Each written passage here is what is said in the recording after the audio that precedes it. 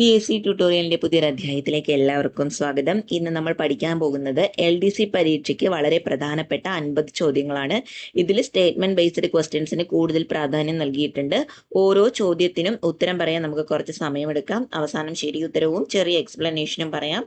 നിങ്ങൾക്ക് എത്ര സ്കോർ കിട്ടുന്നുണ്ടെന്ന് നമുക്കൊന്ന് നോക്കാം. എത്രയാണോ സ്കോർ കിട്ടുന്നത് അത് കമന്റിൽ രേഖപ്പെടുത്താൻ ആരും മറക്കരുത്. അപ്പോൾ വീഡിയോയിലേക്ക് കടക്കാം. ഫസ്റ്റ് ക്വസ്റ്റ്യൻ കേരള നവോത്ഥാനം എന്ന് പറയുന്ന ഒരു സബ്ജക്റ്റിൽ നിന്നാണ്. ശ്രീനാരായണ ഗുരു അരുവിപ്പുറം പ്രതിഷ്ഠ നടത്തി.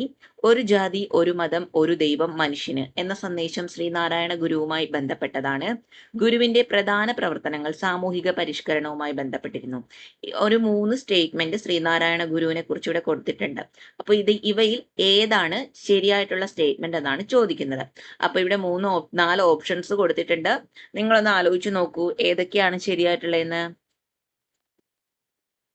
ഓക്കെ, ആൻസർ വരുന്നത് 1, 2, 3 ആണ്. ഓക്കെ, അതായത് 3 ശരിയാണെന്നാണ് പറയുന്നത്. അരുവിപ്പുറം പ്രതിഷ്ഠയും സാമൂഹിക സമത്വത്തിനായുള്ള പ്രവർത്തനങ്ങളും ശ്രീനാരായണ ഗുരുവിന്റെ നവോത്ഥാന പ്രവർത്തനങ്ങളിലെ പ്രധാനപ്പെട്ടവയാണ്. രണ്ടാമത് വൈക്കം സത്യാഗ്രഹത്തിനെ കുറിച്ചിട്ടുള്ള ഒരു ക്വസ്റ്റ്യൻ ആണ്. ഒന്നാമത്തെ സ്റ്റേറ്റ്മെന്റ് പറയുന്നത് വൈക്കം സത്യാഗ്രഹം 1924 ആരംഭിച്ചു. സ്റ്റേറ്റ്മെന്റ് രണ്ടാമത്തത് ഇത് ക്ഷേത്ര പരിസരത്തെ പൊതുവഴികളിൽ സഞ്ചരിക്കാനുള്ള അവകാശവുമായി ബന്ധപ്പെട്ട സമരമായിരുന്നു. ഏതാണ് ഇതിൽ ശരിയായിട്ടുള്ളത് ആൻസർ? 2 ഓപ്ഷനും ശരിയാണോ അതോ ഒന്ന് മാത്രമാണോ ശരി? രണ്ടും ശരിയാണ്. ഓക്കെ, എക്സ്പ്ലനേഷൻ എന്ന് പറയുമ്പോൾ ജാതി വിവേചനത്തിനെതിരായ കേരളത്തിലെ പ്രധാന സമരമായിരുന്നു വൈക്കം സത്യാഗ്രഹം. ക്വസ്റ്റ്യൻ 3 കേരളത്തിലെ ആദ്യ മന്ത്രിസഭയാണ്. സ്വതന്ത്ര കേരളത്തിലെ ആദ്യ മുഖ്യമന്ത്രി ആയത് ആരാണ്? 4 ഓപ്ഷൻ കൊടുത്തിട്ടുണ്ട്. ഒന്ന് ആലോചിച്ച് നോക്കിക്കേ, സ്വതന്ത്ര കേരളത്തിലെ ആദ്യ മുഖ്യമന്ത്രി ആരായിരുന്നു? അതെ, ഓപ്ഷൻ ബി EMS നമ്പൂതിരിപ്പാടാണ് സ്വതന്ത്ര കേരളത്തിലെ ആദ്യത്തെ മുഖ്യമന്ത്രി. 1957 EMS നമ്പൂതിരിപ്പാടിന്റെ നേതൃത്വത്തിലാണ് കേരളത്തിലെ ആദ്യ മന്ത്രിസഭ അധികാരത്തിലെത്തിയത്. എന്നാണ്? 1957. അടുത്ത ക്വസ്റ്റ്യൻ, ഇന്ത്യൻ ഭരണഘടന സ്റ്റേറ്റ്മെന്റ് 1 ഇന്ത്യൻ ഭരണഘടനയുടെ ആമുഖം ഇന്ത്യയെ പരമാധികാര സോഷ്യലിസ്റ്റ് മതനിരപേക്ഷ ജനാധിപത്യ റിപ്പബ്ലിക് എന്ന് വിശേഷിപ്പിക്കുന്നു. സ്റ്റേറ്റ്മെന്റ് 2 സോഷ്യലിസ്റ്റ് മതനിരപേക്ഷ എന്നീ പദങ്ങൾ തുടക്കം മുതൽ ആമുഖത്തിലുണ്ടായിരുന്നു. ഇതില് ഏതാണ് ശരിയായിട്ടുള്ളത്? ഒന്ന് മാത്രമാണ്. ഓക്കെ, ഒന്ന് മാത്രം. സോഷ്യലിസ്റ്റ് മതനിരപേക്ഷ അഖണ്ഡത എന്നീ ആശയങ്ങൾ 42ാം ഭരണഘടനാ ഭേദഗതിയിലൂടെയാണ് ആമുഖത്തിൽ ചേർത്തത്. ഓക്കെ, അപ്പൊ സോഷ്യലിസ്റ്റ് മതനിരപേക്ഷ എന്നീ പദങ്ങൾ തുടക്കം മുതലേ ആമുഖത്തിലുണ്ടായിരുന്നോ? ഇല്ല. ഏത് ഭേദഗതിയിലൂടെയാണ് ചേർത്തത്? 42ാമത്തെ ഭരണഘടനാ ഭേദഗതിയിലൂടെയാണ് ആമുഖത്തിൽ ചേർത്തത്. ഏതൊക്കെ? സോഷ്യലിസ്റ്റും മതനിരപേക്ഷയും അഖണ്ഡതയും. ഓക്കെ, മറക്കരുത്. അടുത്ത 5ാമത്തെ ക്വസ്റ്റ്യൻ, അടിസ്ഥാന അവകാശങ്ങൾ ഇന്ത്യൻ ഭരണഘടനയിലെ അടിസ്ഥാന അവകാശങ്ങൾ ഏത് ഭാഗത്താണ്? ഏത് ഭാഗത്താണ്? പാർട്ട് 3യിലാണ് അല്ലെ? പാർട്ട് 3യിലാണ് ഇന്ത്യൻ ഭരണഘടനയിലെ അടിസ്ഥാന അവകാശങ്ങൾ ഉൾക്കൊള്ളിച്ചിരിക്കുന്നത്. ഭരണഘടനയുടെ പാർട്ട് 3യിലാണ് ഫണ്ടമെന്റൽ റൈറ്റ്സ്, അതായത് നമ്മുടെ അടിസ്ഥാന അവകാശങ്ങൾ ഉൾപ്പെടുത്തിയിരിക്കുന്നതെന്നാണ് പറയുന്നത്. അടുത്തത് നിർദ്ദേശക തത്വങ്ങളെ കുറിച്ചാണ്. 2 സ്റ്റേറ്റ്മെന്റ് ഇവിടെ കൊടുത്തിട്ടുണ്ട്. Statement 1 directive principle of state policy ഭരണഘടനയുടെ പാർട്ട് 4ലാണ്. സ്റ്റേറ്റ്മെന്റ് 2 എന്ന് പറയുന്നത് അവ കോടതിയിലൂടെ നേരിട്ട് നടപ്പാക്കുന്നവയാണ്. ഇതിൽ ഏതാണ് ശരിയായിട്ടുള്ളത്? ഒന്ന് മാത്രമാണ്. ഓക്കെ, ഒന്ന് മാത്രമാണ് ശരി. അതായത് ഡയറക്റ്റീവ് പ്രിൻസിപ്പിൾ രാജ്യഭരണത്തിന് മാർഗനിർദ്ദേശം നൽകുന്നു, പക്ഷെ അവ കോടതിയിലൂടെ നേരിട്ട് എൻഫോഴ്സ് ചെയ്യാൻ കഴിയില്ല. അതുകൊണ്ട് തന്നെ സ്റ്റേറ്റ്മെന്റ് 1 മാത്രമാണ് കറക്റ്റ് ആയിട്ടുള്ളത് അല്ലെ? Directive principle of state policy ഭരണഘടനയുടെ പാർട്ട് 4ലാണ്, പക്ഷെ അവ കോടതിയിലൂടെ നേരിട്ട് നടപ്പാക്കാൻ അല്ലെങ്കിൽ എൻഫോഴ്സ് ചെയ്യാൻ വേണ്ടിയിട്ട് കഴിയില്ല. അടുത്ത 7ാമത്തെ ക്വസ്റ്റ്യൻ,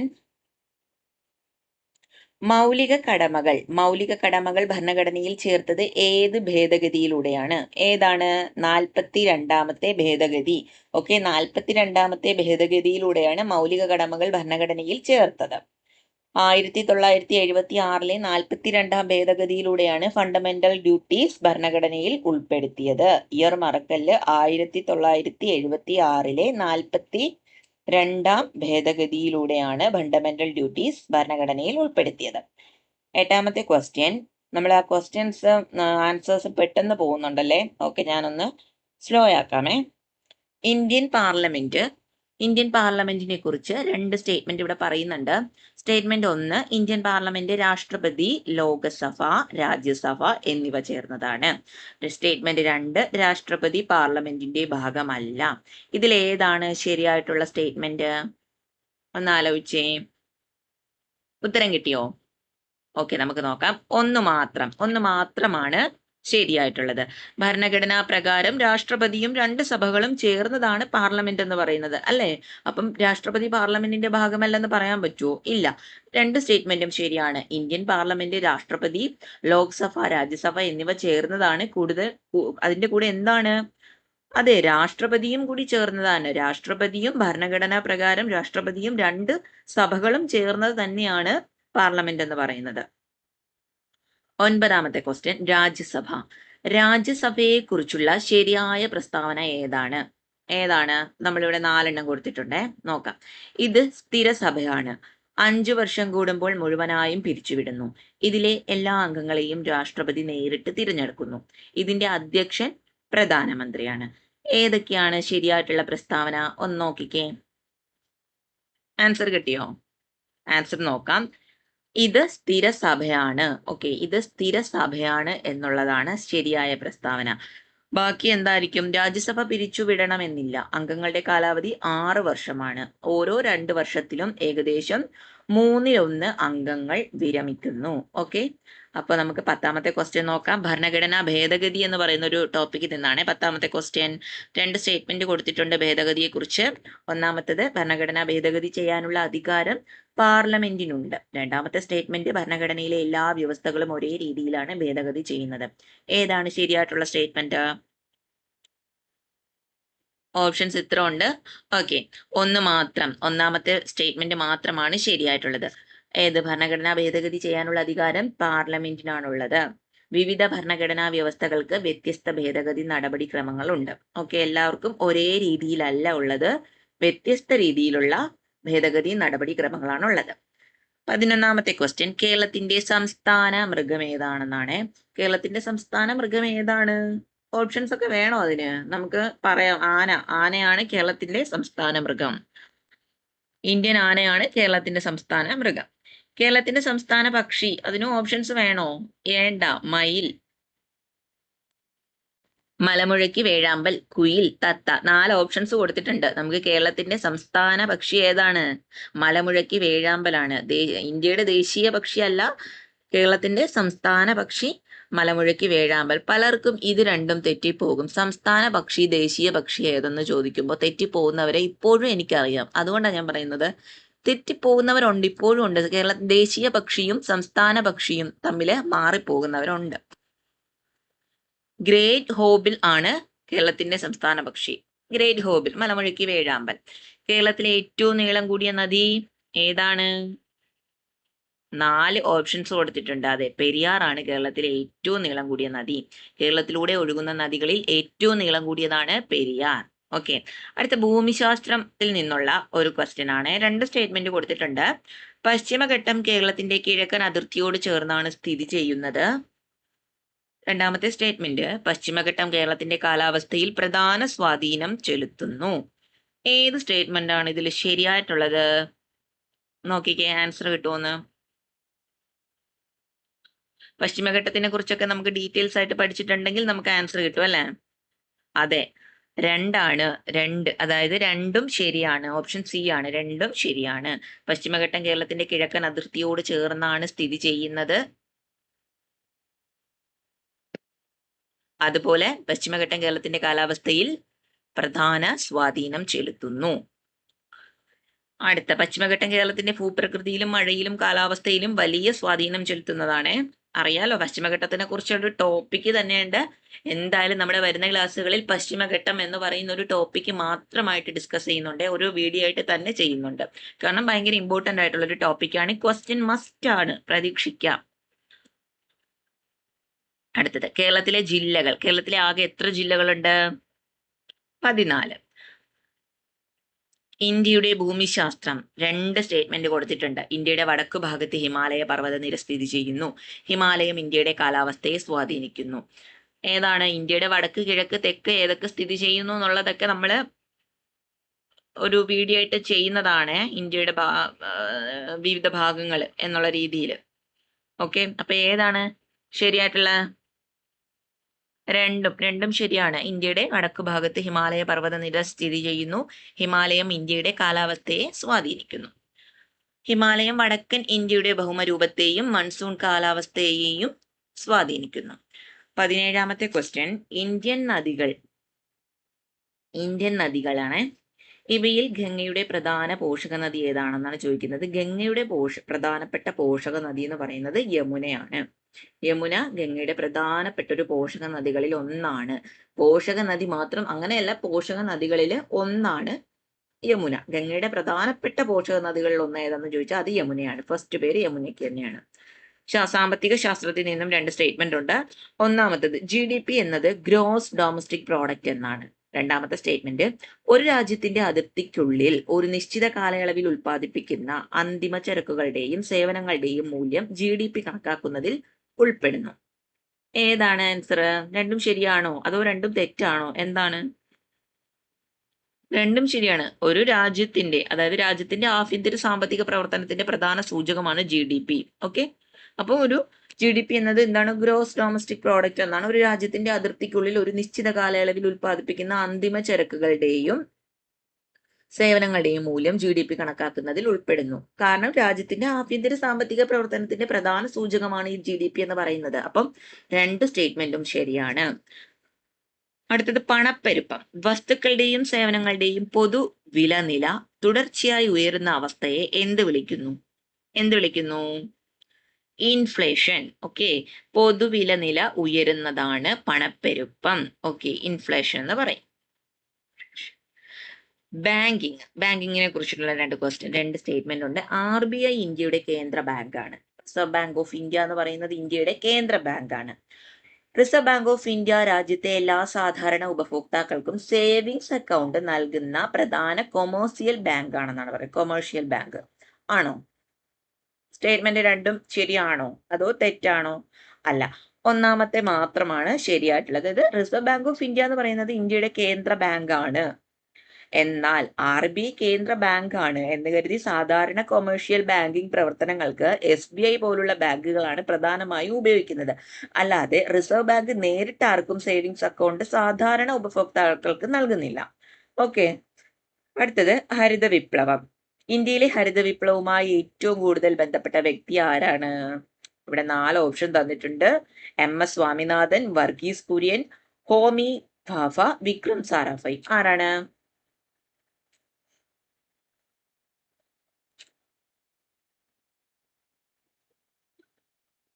ഹരിത വിപ്ലവം? MS സ്വാമിനാഥൻ. ഇന്ത്യയിലെ ഹരിത വിപ്ലവത്തിന്റെ പ്രധാന ശില്പികളിൽ ഒരാളാണ് MS സ്വാമിനാഥൻ. അടുത്തത് ശ്വേത വിപ്ലവമാണ്. ശ്വേത വിപ്ലവം പ്രധാനമായും ഏതിനോടാണ് ബന്ധപ്പെട്ടിരിക്കുന്നത്? ശ്വേത വിപ്ലവം പാൽ ഉൽപാദനം. ഓക്കെ, പാൽ ഉൽപാദനവുമായിട്ട് ബന്ധപ്പെട്ടതാണ് ശ്വേത വിപ്ലവം. അടുത്തത് ഇന്ത്യയിലെ പാലുൽപാദന വർധനവുമായി ബന്ധപ്പെട്ടതാണ് വൈറ്റ് റവല്യൂഷൻ അല്ലെങ്കിൽ ശ്വേത വിപ്ലവം എന്ന് പറയുന്നത്. ജീവശാസ്ത്രത്തിൽ നിന്നുള്ള ഒരു ക്വസ്റ്റ്യൻ ആണ്. 2 സ്റ്റേറ്റ്മെന്റ് ഉണ്ട്. ചുവന്ന രക്താണുക്കൾ ഓക്സിജൻ വഹിക്കുന്നു എന്നും രണ്ടാമത്തെ സ്റ്റേറ്റ്മെന്റ് ഹീമോഗ്ലോബിൻ ചുവന്ന രക്താണുക്കളിൽ കാണപ്പെടുന്നു എന്നാണ്. ഇതിൽ ഏതാണ് ശരിയായിട്ടുള്ളത്? ഇതൊക്കെ ഇമ്പോർട്ടന്റ് ആണ്, പറഞ്ഞോ. നോക്കിക്കേ, ആൻസർ ഏതാണ് വരുന്നത്? ഓക്കെ, രണ്ടും ശരിയാണ്. ഹീമോഗ്ലോബിന്റെ സഹായത്തോടെയാണ് RBCകൾ പ്രധാനമായും ഓക്സിജൻ വഹിക്കുന്നത്.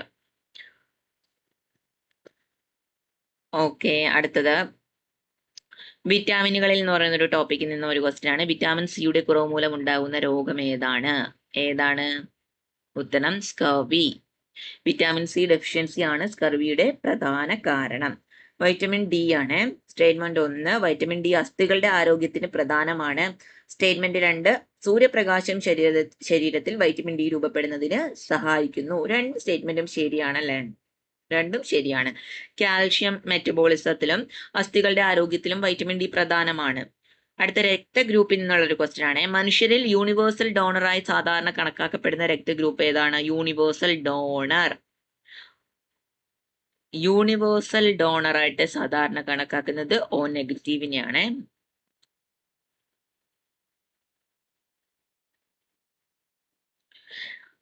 ABO-RH സംവിധാനത്തിൽ O നെഗറ്റീവ് റെഡ് സെൽസിനെ യൂണിവേഴ്സൽ ഡോണർ എന്ന് പൊതുവെ കണക്കാക്കുന്നു.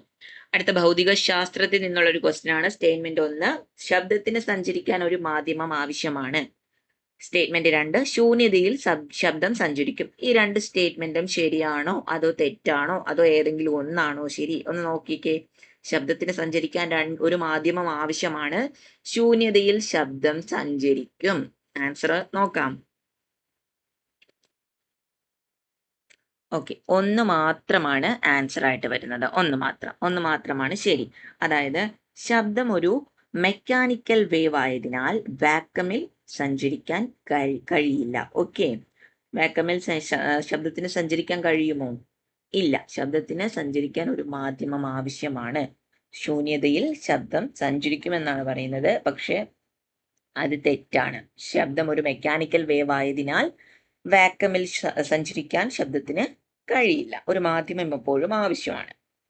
പ്രകാശത്തിൽ നിന്നുള്ള ഒരു ക്വസ്റ്റ്യൻ ആണ്. പ്രകാശത്തിന്റെ വേഗത ഏറ്റവും കൂടുതലുള്ള മാധ്യമം ഏതാണെന്നാണ് ചോദിക്കുന്നത്. ഏതാണ്? ഇതൊക്കെ നിങ്ങൾക്ക് തന്നെ പറയാം. സിമ്പിൾ അല്ലേ? പ്രകാശത്തിന്റെ വേഗത ഏറ്റവും കൂടുതലുള്ള മാധ്യമം ഏതാണ്? യെസ്, ശൂന്യത. വാക്വമിൽ പ്രകാശത്തിന്റെ വേഗത ഏകദേശം 3 × 10⁸ ms per, അതായത് മീറ്റർ പെർ സെക്കൻഡ് ആണ്. നമ്മളിതൊക്കെ സ്കൂൾ ക്ലാസ്സുകളിലെ പഠിച്ചു വന്നിട്ടുള്ളതാണല്ലേ. പ്രകാശത്തിന്റെ വേഗത ഏറ്റവും കൂടുതലും ശൂന്യതയിലാണുള്ളത്. എത്രയാണ് മീറ്റർ പെർ സെക്കൻഡ് വേഗതയാണുള്ളത്? 3 × 10⁸ മീറ്റർ പെർ സെക്കൻഡ് ആണ് പ്രകാശത്തിന്റെ വേഗത. എവിടെ? ശൂന്യതയിൽ. അടുത്ത രസതന്ത്രം. ഒന്നാമത്തെ സ്റ്റേറ്റ്മെന്റ് പറയുന്നു ജലത്തിന്റെ രാസസൂത്രം H2O ആണെന്നും. രണ്ടാമത്തെ സ്റ്റേറ്റ്മെന്റിൽ ഒരു ജല മോളിക്യൂളിൽ 2 ഹൈഡ്രജൻ ആറ്റങ്ങളും 1 ഓക്സിജൻ ആറ്റവും ഉണ്ട്. ശരിയാണോ? സ്കൂൾ തലങ്ങളിൽ വരെ പഠിച്ചു വന്ന കാര്യങ്ങളാണ്. ശരിയാണോ തെറ്റാണോ എന്ന് പറയാൻ ഒരുപാട് ചിന്തിക്കേണ്ട ആവശ്യമില്ല. ആൻസർ ഏതാ? ഓക്കെ, ഉത്തരം രണ്ടും ശരിയാണ് അല്ലേ? അതായത് H2 എന്നത് 2 ഹൈഡ്രജൻ പ്ലസ് 1 ഓക്സിജൻ എന്നതാണ് അല്ലേ? അതായത് H2O 2 ഹൈഡ്രജനും 1 ഓക്സിജനും അല്ലേ? ഒരു മോളിക്യൂളിൽ 2 ഹൈഡ്രജനും ഉണ്ട്, ആറ്റങ്ങളും 1 ഓക്സിജൻ ആറ്റവും ഉണ്ട്. ഒരു മോളിക്യൂൾ 2 ഹൈഡ്രജൻ ആറ്റങ്ങളും 1 ഓക്സിജൻ ആറ്റങ്ങളും ഉള്ളതാണ് H2O. ജലത്തിന്റെ രാസസൂത്രം ഏതാണ്? H2O ആണ്. അടുത്തത് pH ആണ്. pH മൂല്യം 7 താഴെയുള്ള ദ്രാവകം സാധാരണയായി എങ്ങനെയുള്ളവയാണ്? പെട്ടെന്ന് നോക്കിക്കേ. pH മൂല്യം 7 താഴെയുള്ള ദ്രാവകം സാധാരണയായി എങ്ങനെയുള്ളവയാണ്? അമ്ലമാണ് അല്ലെ? അമ്ലം. അതായത് pH മൂല്യം 7 താഴെയാണെങ്കിൽ അസിഡിക്, pH മൂല്യം 7 ആണെങ്കിൽ ന്യൂട്രൽ എന്ന് പറയും. pH മൂല്യം 7 കൂടുതലാണെങ്കിൽ എന്ത്? ബേസിക് എന്നാണ് പൊതുവായ വർഗീകരണം. അപ്പം 7 താഴെയുള്ള pH മൂല്യം ഏതാണ്? ആസിഡിക്കും ഗ്രേറ്റർ ദാൻ, അതായത് ലെസ് ദാൻ 7 ഏതാണ്? അസിഡിക്കും. അതായത് pH = 7 എന്നുള്ളത് ന്യൂട്രലും 7ൽ കൂടുതലുള്ളത്, ഓക്കെ, 7ൽ കൂടുതലുള്ളത് ബേസിക് എന്നാണ് പറയുന്നത്. ഈ ഒരു കാര്യം ഓർത്ത് വെച്ചാൽ മതി. അമ്ലമാണോ ന്യൂട്രൽ ആണോ അതോ 7 ആയിട്ടുള്ള കാര്യം. ഓക്കെ, ഈ ഒരു കാര്യം ഓർത്തു വെച്ചാൽ മതി. pH മൂല്യം ഏതാണെന്ന് നമുക്ക് അറിയാം. അതായത് 7ൽ താഴെയുള്ള ദ്രാവകം സാധാരണ എങ്ങനെയാണ്? അമ്ലമാണ്. ഓക്കെ, 7ൽ താഴെയുള്ളത് അമ്ലം, അസിഡിക്. അത് കഴിഞ്ഞിട്ട് pH = 7 ആണെങ്കിൽ ഏതാണത്? ന്യൂട്രൽ കണ്ടീഷൻ ആണ് നിൽക്കുന്നത്. പിന്നെ ഗ്രേറ്റർ ദാൻ 7, അതായത് 7ൽ കൂടുതലാണെങ്കിൽ എന്താണത്? ബേസിക് എന്നാണ് പൊതുവായ വർഗീകരണം. ഓക്കെ, അടുത്ത കമ്പ്യൂട്ടർ ഭാഗത്തിൽ നിന്നുള്ളൊരു ക്വസ്റ്റ്യൻ നോക്കാമേ. സ്റ്റേറ്റ്മെന്റ് 1, CPU-യെ കമ്പ്യൂട്ടറിന്റെ ബ്രെയിൻ എന്ന് സാധാരണ വിശേഷിപ്പിക്കുന്നു. CPU-യുടെ പ്രധാന ഘടകങ്ങളിൽ ALU ഉൾപ്പെടുന്നു. സ്കൂൾ തലങ്ങളിലൊക്കെ പഠിച്ചു വന്നതാണ്. ഒന്ന് ആലോചിച്ച് നോക്കിയേ, രണ്ടും ശരിയാണോ? അതെ, രണ്ടും ശരിയാണ്. CPU ആണ് കമ്പ്യൂട്ടറിന്റെ ബ്രെയിൻ. CPU പ്രധാന ഘടകങ്ങളിൽ ALU ഉൾപ്പെടുന്നു. അതിന് പ്രത്യേകിച്ച് എക്സ്പ്ലനേഷൻ വേണോ? അരിത്തമെറ്റിക് ആൻഡ് ലോജിക് യൂണിറ്റ് ആയ ALU കണക്കുകൂട്ടലുകളും ലോജിക് ഓപ്പറേഷൻസും നിർവഹിക്കുന്നു. കമ്പ്യൂട്ടർ മെമ്മറിയാണ്. റാമിനെ കുറിച്ചുള്ള ശരിയായ പ്രസ്താവന ഏത്? സ്ഥിരമായ മെമ്മറിയാണ്, പവർ ഓഫ് ചെയ്താലും ഡേറ്റ നിലനിൽക്കും.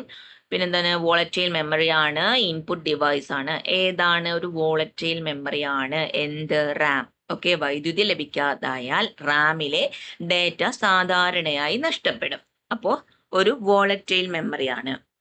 അടുത്തത് ഇന്റർനെറ്റ്. സ്റ്റേറ്റ്മെന്റ് 1, WWW എന്നതിന്റെ പൂർണ്ണ രൂപം വേൾഡ് വൈഡ് വെബ് എന്നാണ്. ഇന്റർനെറ്റും വേൾഡ് വൈഡ് വെബും കൃത്യമായി ഒരേ കാര്യമാണ്. ഈ രണ്ട് പ്രസ്താവനയും ശരിയാണോ? അതെ, ഇതിലെ ഒന്നാമത്തെ പ്രസ്താവന മാത്രമാണ് ശരി. WWW എന്നതിന്റെ പൂർണ്ണ രൂപം എന്താണ്? World wide web. WWW ഇന്റർനെറ്റിൽ പ്രവർത്തിക്കുന്ന ഒരു പ്രധാന ഇൻഫർമേഷൻ സിസ്റ്റമാണ്. രണ്ടും പൂർണ്ണമായും ഒരേ കാര്യമല്ല. അടുത്തത് ഇന്ത്യൻ സ്വാതന്ത്ര്യ സമരത്തിൽ നിന്നുള്ള ക്വസ്റ്റ്യൻ ആണ്. ഒരു സ്റ്റേറ്റ്മെന്റ്, ഇന്ത്യൻ നാഷണൽ കോൺഗ്രസ് രൂപീകരിച്ചത് 1885-ലാണ്. രണ്ടാമത്തെ സ്റ്റേറ്റ്മെന്റ്, A.O. ഹ്യൂം കോൺഗ്രസ് രൂപീകരണവുമായി ബന്ധപ്പെട്ട പ്രധാന വ്യക്തിയാണ്. ഒന്ന് ആലോചിച്ച് നോക്കിക്കേ, ഏത് ആൻസർ ആണ് ശരി? രണ്ടും ശരിയാണോ? ഒന്ന് മാത്രം ശരിയാണോ? രണ്ടും തെറ്റാണോ? ആൻസർ നോക്കാം. ഓക്കെ, രണ്ടും ശരിയാണ്. 1885 INC രൂപീകരിക്കപ്പെട്ടു. A.O. ഹ്യൂം അതിന്റെ രൂപീകരണത്തിൽ പ്രധാന പങ്കുവഹിച്ചു. ഓക്കെ, 35ാമത്തെ ക്വസ്റ്റ്യൻ, ഇന്ത്യൻ ദേശീയ പ്രസ്ഥാനം ഉപ്പു സത്യാഗ്രഹവുമായി ബന്ധപ്പെട്ട പ്രധാന സമരം ഏതാണെന്നാണ്. ഉപ്പു സത്യാഗ്രഹവുമായി ബന്ധപ്പെട്ട പ്രധാന സമരം ഏതാണ്? 4 ഓപ്ഷൻസ് കൊടുത്തിട്ടുണ്ട്. ഏതാണ് പ്രധാന സമരം? അതെ, ദണ്ഡി മാർച്ചാണ് അല്ലെ. 1930 ഗാന്ധിജിയുടെ നേതൃത്വത്തിൽ നടന്ന സോൾട്ട് മാർച്ചാണ് ഏത്, അല്ലെങ്കിൽ ദണ്ഡി മാർച്ചാണ് ഉപ്പു സത്യാഗ്രഹവുമായി ബന്ധപ്പെട്ട പ്രധാന സമരം. അടുത്ത ക്വിറ്റ് ഇന്ത്യ സമരമാണ്. ക്വിറ്റ് ഇന്ത്യ സമരം ആരംഭിച്ചത് ഏത് വർഷമാണ്? ആരംഭിച്ചത് 1942. 1942 ബ്രിട്ടീഷുകാരെ ഇന്ത്യയിൽ നിന്ന് പുറത്തു പോകണമെന്ന് ആവശ്യപ്പെട്ടാണ് ക്വിറ്റ് ഇന്ത്യ മൂവ്മെന്റ് ആരംഭിച്ചത്. 37ാമത്തെ ക്വസ്റ്റ്യൻ, ഇന്ത്യൻ ഭരണഘടനാ നിർമ്മാണം. ഓക്കെ, ഒന്നാമത്തെ സ്റ്റേറ്റ്മെന്റ്, ഭരണഘടനാ നിർമ്മാണ സഭയുടെ ഡ്രാഫ്റ്റിംഗ് കമ്മിറ്റിയുടെ അധ്യക്ഷൻ ഡോക്ടർ B.R. അംബേദ്കർ ആയിരുന്നു. സ്റ്റേറ്റ്മെന്റ് 2, ഇന്ത്യൻ ഭരണഘടന 1950 ജാനുവരി 26 പ്രാബല്യത്തിൽ വന്നു.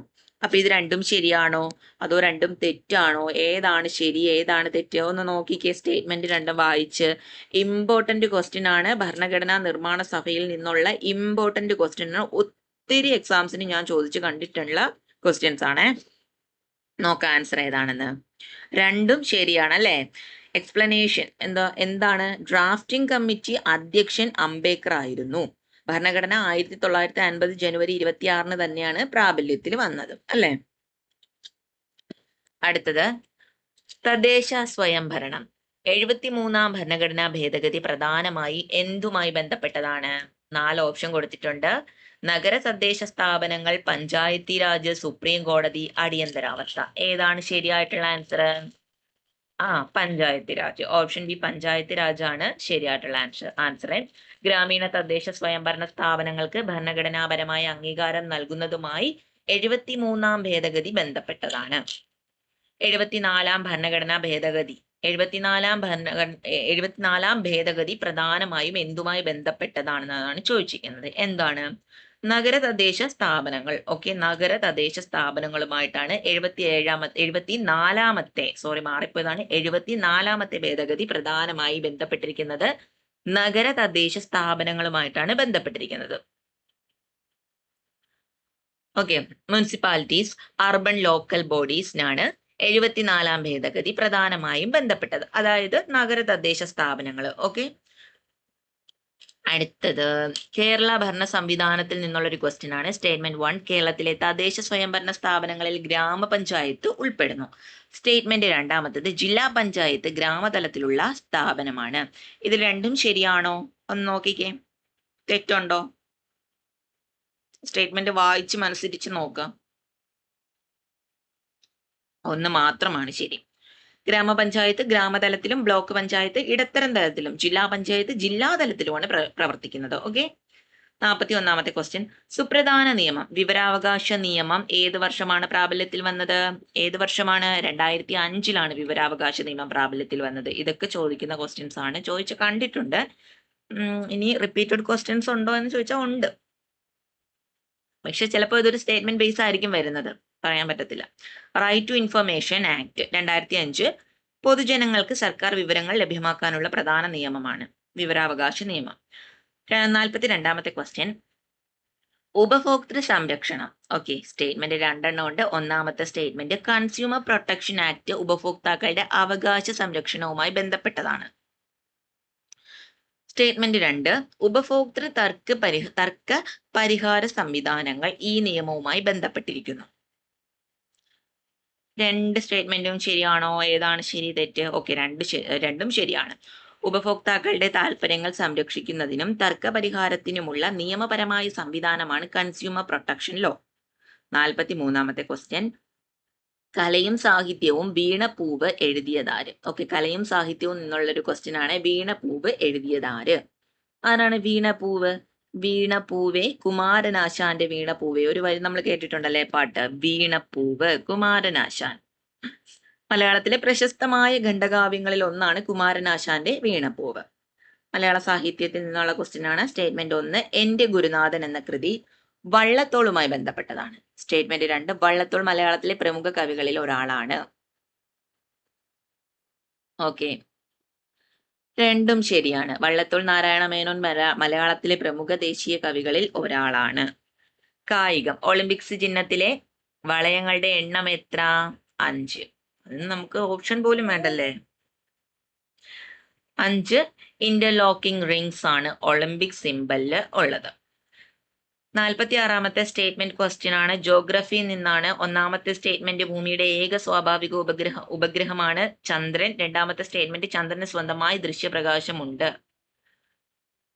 ഒന്ന് മാത്രമാണ് ശരി. ഓക്കെ, ചന്ദ്രൻ സൂര്യപ്രകാശം പ്രതിഫലിപ്പിച്ചാണ് നമുക്ക് പ്രകാശമുള്ളതായി കാണപ്പെടുന്നത്, അല്ലാതെ ചന്ദ്രന് സ്വന്തമായ ദൃശ്യപ്രകാശം ഇല്ല.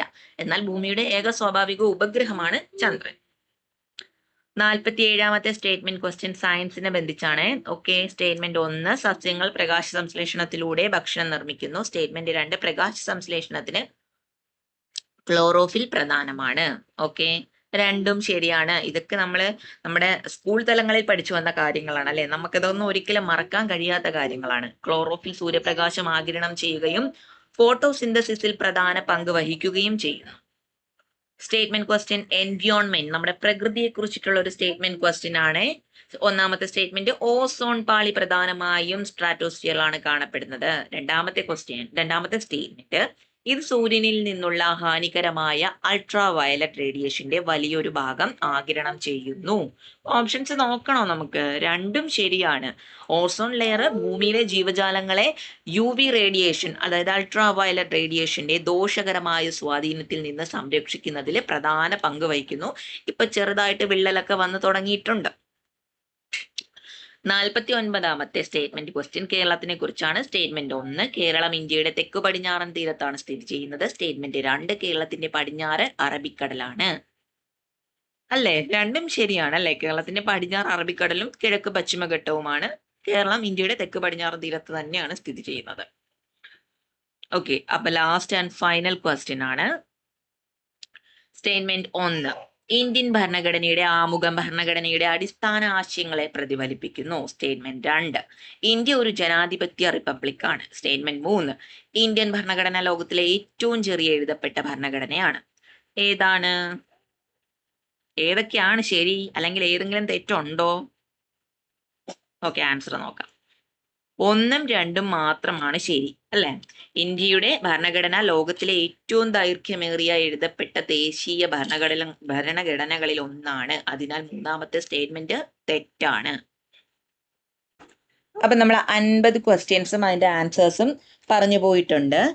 ഈ ചോദ്യങ്ങളെ LDC സിലബസ്, പിന്നെ PSC പാറ്റേൺസ്, അതുപോലെ പൊതുവിജ്ഞാന വിഷയങ്ങൾ എന്നിവ അടിസ്ഥാനമാക്കി തയ്യാറാക്കിയ പ്രാക്ടീസ് ക്വസ്റ്റ്യൻസ് ആണ്. ഇവയിൽ ഏതെങ്കിലും ചോദ്യം അതേപടി പരീക്ഷയിൽ വരുമെന്നൊന്നും പറയുന്നില്ല. എന്നാലും സ്റ്റേറ്റ്മെന്റ് വേറെ രീതിയിൽ ക്വസ്റ്റ്യൻ ചോദിക്കാൻ ചാൻസ് ഉണ്ട്. ചോദിച്ച് കണ്ടിട്ടുള്ളതായിട്ടുള്ള ക്വസ്റ്റ്യൻസ് ആണ് ഇത്. അപ്പൊ 50 ചോദ്യങ്ങളെ നിങ്ങൾക്ക് എത്ര മാർക്ക് കിട്ടിയെന്ന് കമന്റ് ബോക്സിൽ നിങ്ങളുടെ സ്കോർ പറയണം. ഈ വീഡിയോ ഉപകാരപ്പെട്ടെങ്കിൽ നിങ്ങളുടെ PSC സുഹൃത്തുക്കൾക്കും ഷെയർ ചെയ്യാൻ മറക്കരുത്. LDC 2027 പ്രിപ്പറേഷനായി ഇനിയും ഇത്തരം ക്വസ്റ്റ്യൻസ് വീഡിയോസ് വേണമെങ്കിൽ ചാനൽ സബ്സ്ക്രൈബ് ചെയ്ത് ബെൽ ഐക്കൺ കൂടി പ്രസ് ചെയ്യുക. അടുത്ത വീഡിയോയിൽ വീണ്ടും കാണാം. താങ്ക്